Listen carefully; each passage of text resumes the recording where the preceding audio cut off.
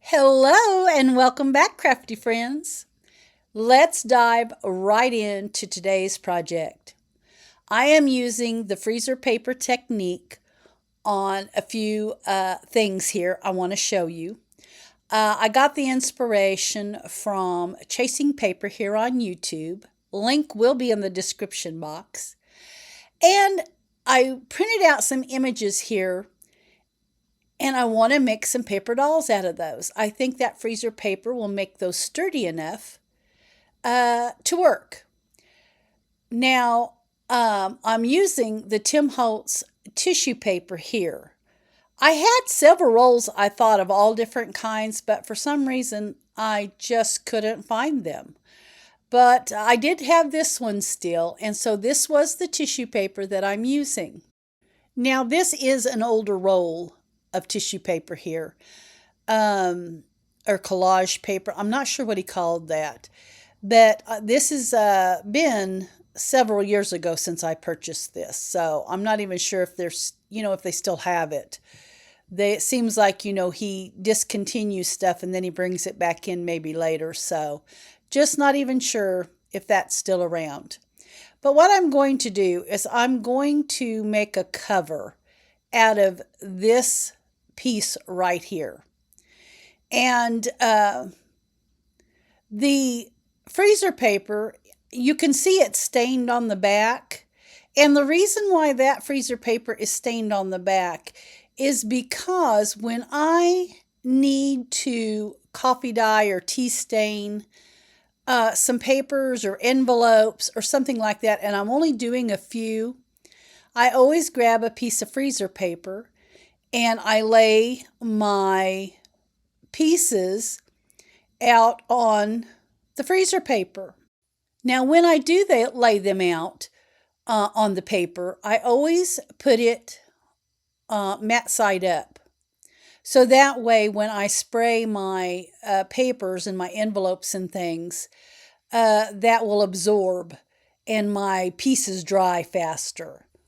And then when my pieces are dry, I save that freezer paper and I keep it in the cabinet and I just use it again the next time that I want to stain a few papers. Now I'm just trying to trim this down for my cover. Now I'm not worried about it being perfectly straight. I didn't want to dig out the cutting board. So there you can see what the back of that looks like. That is that matte side. And here is the other piece that I had left, just a little portion that wasn't used. I'm going to flip this over here and I wanted you to see the shiny side. When I spray that on my papers, it never really affects that shiny side. So it worked out perfectly for me to use it to adhere these images on with. And I think the coffee stain looks great on the back. Now I'm going to get ready. I'm going to get all this stuff cut apart here. Get these paper dolls cut out. Get the little images underneath there cut out. And we will get ready to start constructing our little journal.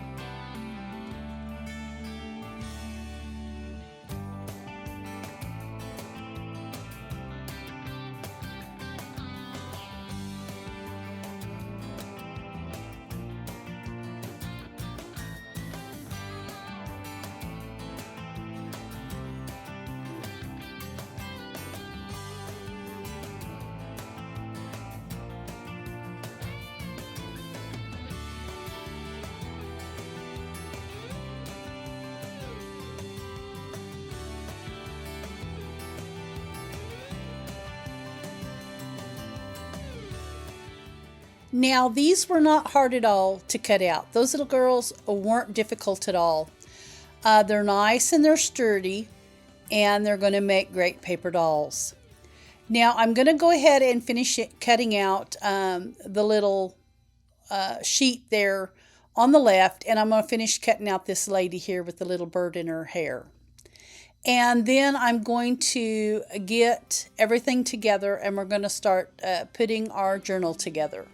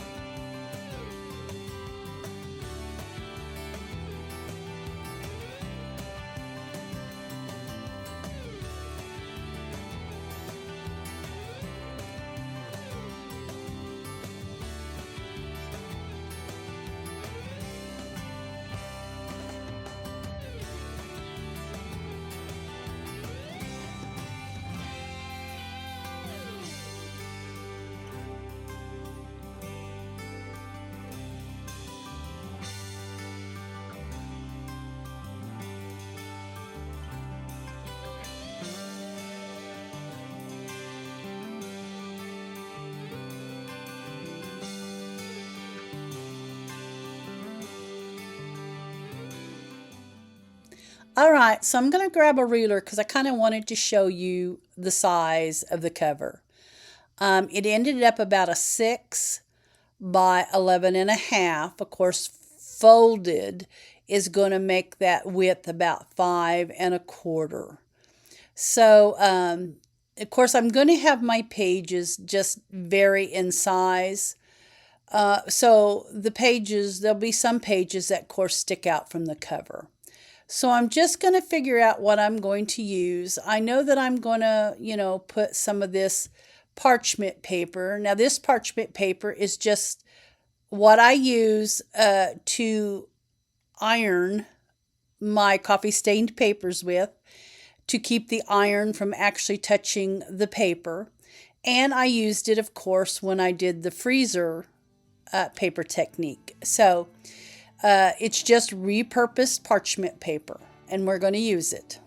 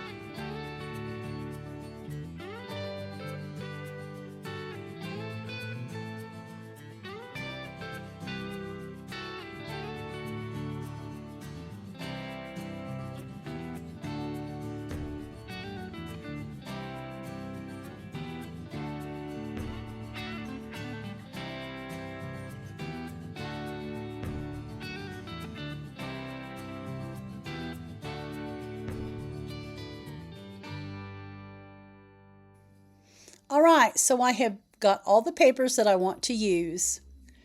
I'm going to get these arranged in here how I want them. We're going to get it bound, and I'm just doing a pamphlet stitch, and then I'm just going to run another stitch in there just to make sure everything's held because of the varied sizes of papers that I've used. We're going to use really minimal supplies. The paper dolls are like paper dolls. They're the images we cut out. We're going to use those. We're going to use the little color swatches and the few little words that we cut out. I'm going to grab some age tape, and I'm going to grab some of the Tim Holtz Field Notes rub-ons. I think that's what they're called, Field Notes. And that's just it. We are not grabbing anything else to put in this journal. It is going to be a very simple one. And, here lately, that's really what I've been thinking about, is just trying to keep things simple instead of having to have so much crammed in a journal. Sometimes less is just more. And that's really the way I'm feeling right now. So we're going to do that. We're just going to use minimal supplies. And I am going to get all these arranged in here and get it bound. And then we'll start decorating.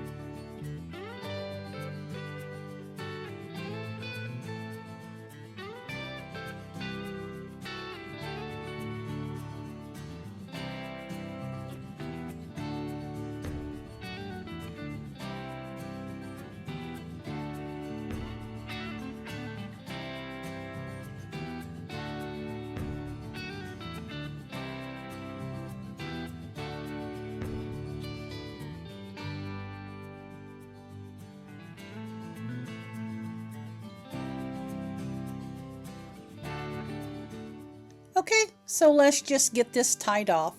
I did the pamphlet stitch being tied on the inside, and then when I went in and done the next little stitch, I actually just made it tie on the outside. That way there just wasn't so much, going on that inside. Now this, I think, will hold it so much better with those pages just being so varied in size. This will kind of catch the bigger ones just a little bit better. And so we're going to start decorating just as soon as we get this done here.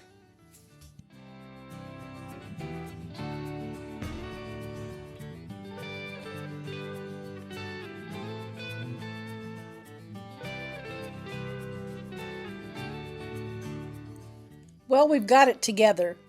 And I really like how it turned out. It's just simple. And that is what I'm liking. So I'm going to use some of those little offcuts or off tears where I've tore those pages.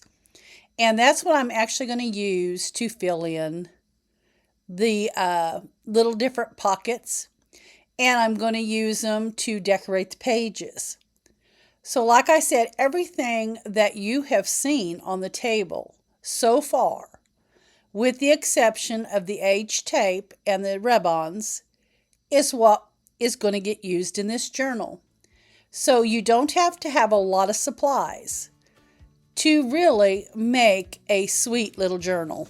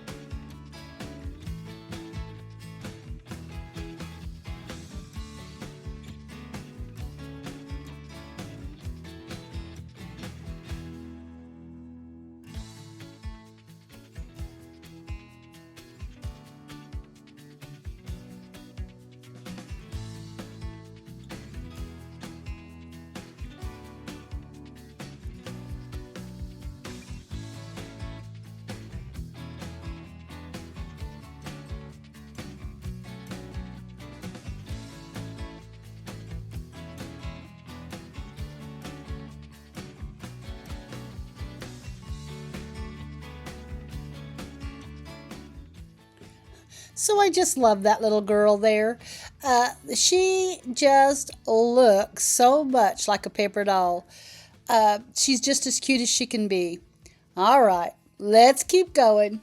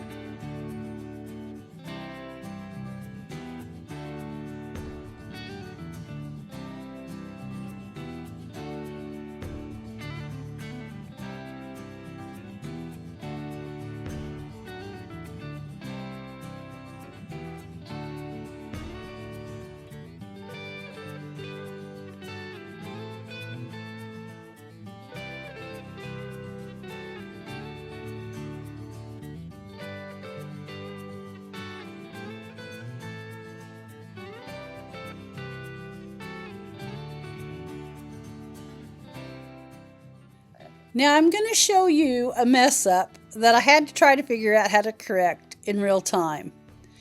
So I get this Tim Holtz rub on and it says corresponding. Now I get it all rubbed on, and the idea was to have the corresponding word, and then on another little piece of the rub on that I cut out, it would say order and then a number. So it would just go right underneath it and a little to the right. And so I wanted it to say corresponding order, 245 or whatever the number was. So I get that rubbed on, no problem. So I went to grab my little order one, and I'm cutting it out right here. And I get it laid on there, right where I want it. And it's a little cockeyed, so of course I have to try to move it just a little bit to get it straight, kind of where I want it. And as soon as I do that, it kind of jumps up on the page. And now I have the R on order stuck to my G. Okay? So I'm trying to get that scratched off. Well, it won't just come off. The R just won't come off. So now I've got to scratch off the whole thing.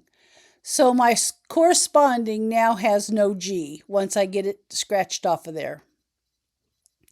So I'm thinking, what am I going to do? So I go ahead and grab the order one, and I'm trying to figure out how I can get it on there and make it, make sense. Can I just kind of like overlap it or something and it'll still look okay? No, won't work. So now I'm grabbing all these little extra pieces over here, looking for another G, looking for that same word being repeated where I can just rub on that G and have my word back, right? No, couldn't be that easy. There was no G anywhere left on these little pieces that I had. So I wasn't going to run upstairs and see if I had another, pack of the Tim Holtz. So what I ended up doing was just taking my scissors and scratching off the I and the N. So now my word just says correspond, right? Yeah. So that's what it's going to end up being. It's going to say correspond. And then I'm going to grab another little thing to put under it. It won't say the order. It's not going to say order. I'm going to have to find another little piece of something there to put. And I think what I ended up doing is just grabbing the number. So, yeah, sometimes those boo-boos just happen, and you just have to try to fix them best that you can.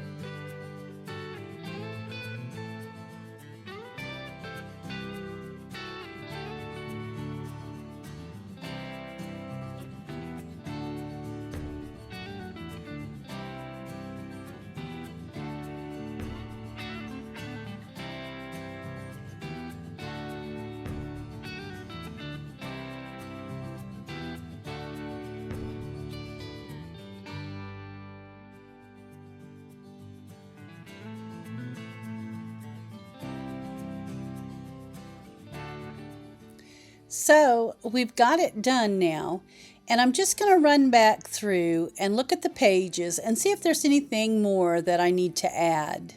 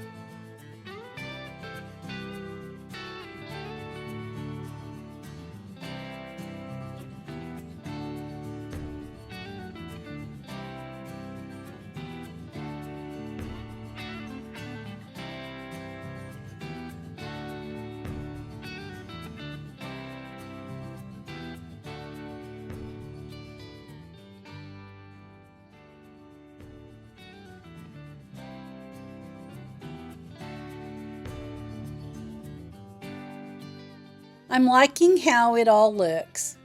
I really like the minimal supplies that we use to create this journal. And I'll probably be doing more projects like this that just use fewer things and are just a little more simple. Now, I did end up using some little mini clips, the mini paper clips and things to hold some of those little things in the pockets. And I did add a little piece to the front cover on that little bag, and I have a photo of that here at the end. And I tied a couple of vintage buttons on some of that embroidered thread there where I tied off. Well, guys, it's been fun, and I will catch you all in Thursday's video.